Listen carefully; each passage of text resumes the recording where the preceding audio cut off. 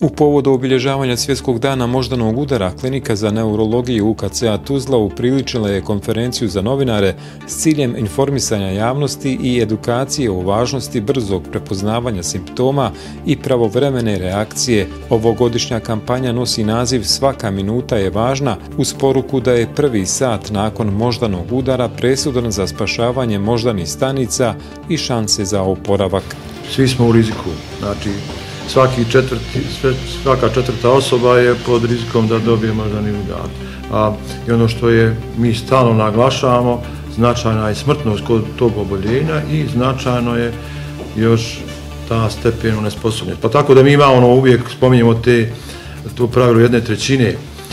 Nažalost, od oboljelih pacijenata 1/3 smrtno završi. 1/3 završi sa značajnom onesposobljenošću i neordinarnošću, a 1/3 se značajno oporavi i preživi.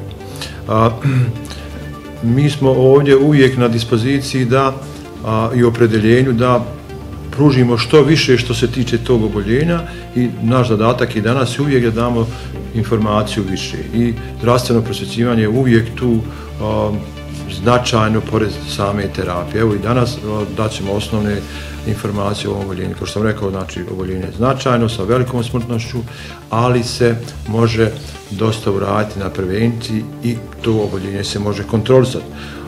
To su i poruke ovakvih okupljanja da mi možemo značajno utjecati u smislu prevencije, praćenja tih oboljenja i davanja preporuka za način življenja u smislu da smanjimo te rizike za nastajanje moždanog udara. Moždani udar, evo ponovo, jedan od vodećih uzroka smrtnosti. Ono što je još otežavajuće jeste da on dovodi do visokog stepena invalidnosti. Dobre vijesti jeste da ga možemo spriječiti. Spriječavamo ga tako što utičemo na rizikofaktore. Rizikofaktori su povišen krvni pritisak, povišene vrijednosti šećera u krvi, hiperlipoproteinemija, konzumiranje pušenja, alkohola, loše prehrambene navike i smanjena nekakva aktivnost fizička tokom dana. Zapravo koristim i današnji dan i ovu cijelu našu kampanju kako bi uticala na opšte stanovništvo, kako bi mi povećali nekakav kvalitet našeg života, to jeste uticali na rizikofaktore, jer svako od nas ponaosob na njih može uticati. Utičemo tako što regulišemo vrijednosti pritiska, šećera u krvi i masnoća i to najčešće u dogovoru sa svojim liječnikom, šta je zadatak, znači svakog pacijenta redovno uzimanje ovih lijekova i povremena provjera vrijednosti šećera u krvi, masnoća i krvnog pritiska. Prestanak uzimanja pušenja za one koji konzumiraju cigarete, a na mladu populaciju bi ovim putem apelovala da niti ne počinju uzimati cigarete, prestanak uzimanja alkohola, dobre životne navike u smislu povećane aktivnosti, barem pola sata tokom dana za stariju populaciju, za mlađu i ranije.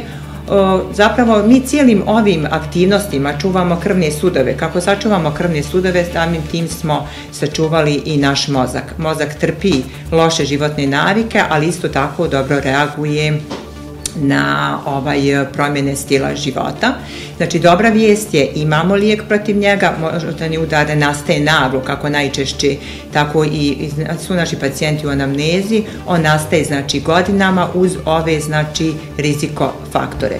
Odstupanje nekad, tamo evidence-based informacije u knjigama, uvijek se kaže imamo zemlje koje su u razvoju, da imaju bolji standard, da imaju sve bolje, da one imaju i manju učestalost i bolju terapijsku, ali mi značajno ne zaostajemo, znači ovo mi se možemo, ne može se toliko porediti, ali to u regiji, ne znam, Makedonija, Srbija, Hrvatska, tu smo mi.